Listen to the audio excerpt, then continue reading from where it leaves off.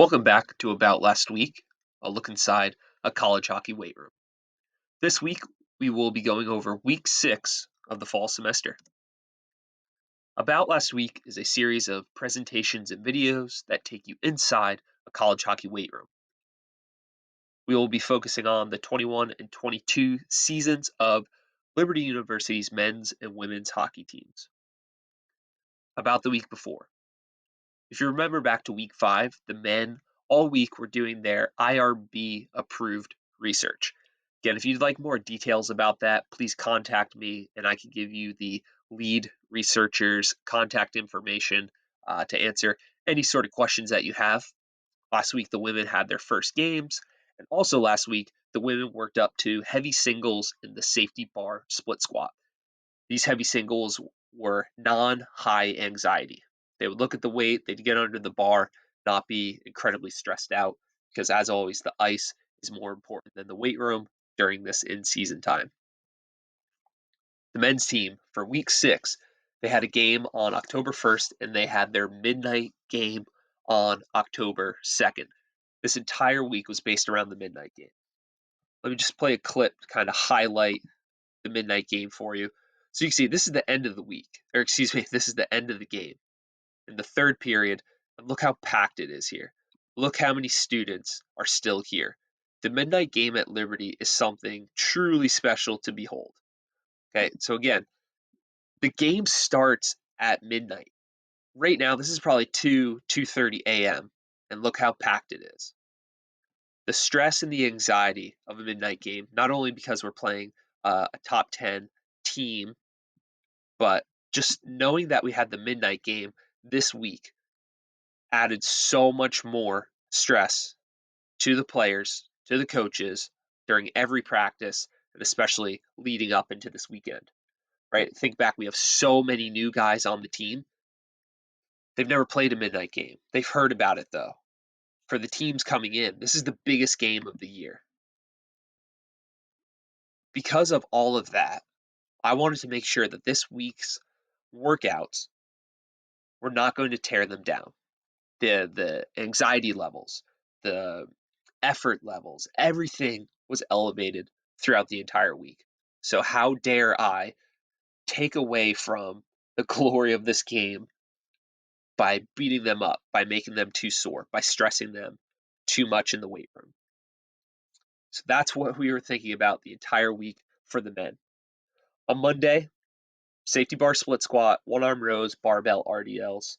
They would sprint, they'd go out in the hallway, they'd do their jumps. Monday was kind of a normal-ish workout, but dialed back a little bit. If you look at Wednesday, extremely dialed back. We started out with hip mobility drills. From there, we did one-arm rows, PVC hinges. We brought those back, barbell RDLs. You can see Wednesday we didn't sprint because sprinting is very stressful on the body, on the nervous system. We didn't do any sort of kind of loaded traditional lift like a safety bar split squat or a trap bar deadlift. And we hammered in those hip mobility drills. So you could really see Wednesday, it wasn't a lot intentionally and on purpose so we could save the guys for the weekend. Here we have our hip mobility drills that we did. It's kind of all squished together just so that as I print out a sheet on Team Builder, it looks a little bit better. Here we have Wednesday. Just pull an RDL out. You can see it's very lightweight, very low repetitions. The boys are just moving between RDLs, rows, PVC pipe hinges. Not a lot of stress, but enough to kind of get them prepared and especially leading in towards the big picture of the season. The intent, Monday, get their body used to workouts again. Again, in week 5, we had our IRB approved research. Wednesday, do not overdo it. Underdo it on Wednesday. Highly prioritize practice and games. The midnight game, when we look at the big picture, it's like a Super Bowl. You prepare for it, you think about it.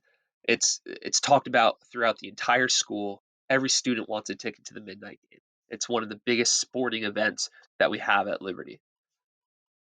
What this week also did in the big picture was it gained trust from the team. By going lighter, it establishes trust that I want them to win. And that has a long-term impact. So on week 10 and week 20, when I say, hey, we're going to hit it and we're going to hit it hard. They're going to think back to this week and go, well, coach didn't crush me then. I'm going to believe him and trust him now too. And in the big picture, win. Win this weekend. I don't care if it's the midnight game. We still need to win games. Winning the game is always the priority. Looking at the women's team for week 6, they had home games on October 2nd and October 3rd. We can see here on Monday, we brought in the trap bar. So on Monday, we were doing trap bar deadlifts, cat cows, and barbell RDLs. Take a look, just kind of get an idea of what that flow looks like. We have trap bar deadlifts here. We got our girls doing loaded RDLs, and then we have cat cows as well. What I like about the cat cow is it puts us into a position we don't want to be in, super rounded, and then we have a position of super arched. I have experience in the past where I say to an athlete, hey, arch your back more. And they just have no clue, no idea what that means, what to do, how that feels. So we're doing our cat cows paired with our trap bar deadlifts where we want a good neutral spine and our RDLs where we want a good spinal position or neutral spine. So that way when we go over and we cue it, hey, arch your back more or you're too rounded, they know what that feels like because they just got off the floor from doing their cat cows. We see here starting to introduce that. It was lightweight for our trap bar, lightweight for our RDLs, low repetition, and really trying to hammer in that idea of hitting our barbell RDL well. If we come down on Monday, you could also see sled push. So the way this circuit kind of works here is we'll sled push and then we'll go right to our sprint. And this was a heavier resisted sprint. So what was great about this is the athlete will push the sled, then immediately they're going to walk down and hit their 1080. So this heavy sled push kind of activates or potentiates, gets them ready for the work to come ahead.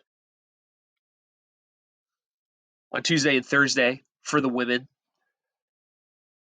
we started to really like our one-arm rows on Tuesdays and Thursdays. I think we're going to kind of keep that to get all of our upper body volume and work in on those Tuesdays and Thursdays.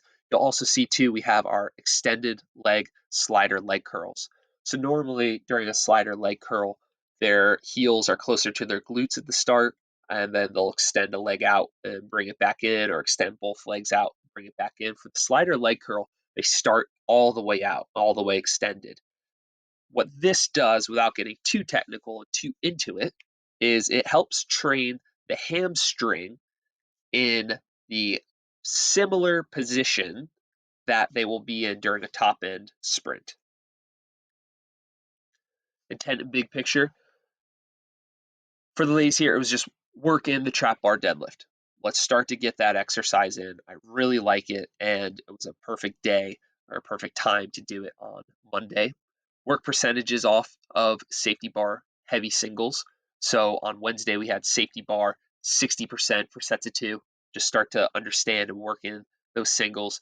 Teach and ingrain positions of the spine. We were throwing in the cat cows to make sure their RDLs and their trap bar deadlifts looked good, and we could coach them. They would know and understand what we're asking them to do. And then just, as always, give them an in-season feel. Hey, this is what we're doing. In the big picture, perfect the main movements we will use. The big trap bar deadlift guy, big safety bar split squat guy, big RDL guy. So I want to make sure that all those are perfect. Let's make them perfect in week 6. So then in week 12, week 14, we don't have to talk about them. We could just go and we could do them. Continue to improve body weight and weight bearing movements and positions. So those weight bearing, the safety bar split squat, the RDL, and the trap bar deadlift. And we had our league games this weekend. So for week 5, those were non-league games, but these are league games this weekend. Assess how the training impacts the weekend. If you have any questions or thoughts, please feel free to contact me. If you're wanting resources, just maybe some of the coaches or the books or the articles that have helped influence my training decisions in the weight room, or if there's anything else you would like for me to cover or detail next time, please feel free to reach out.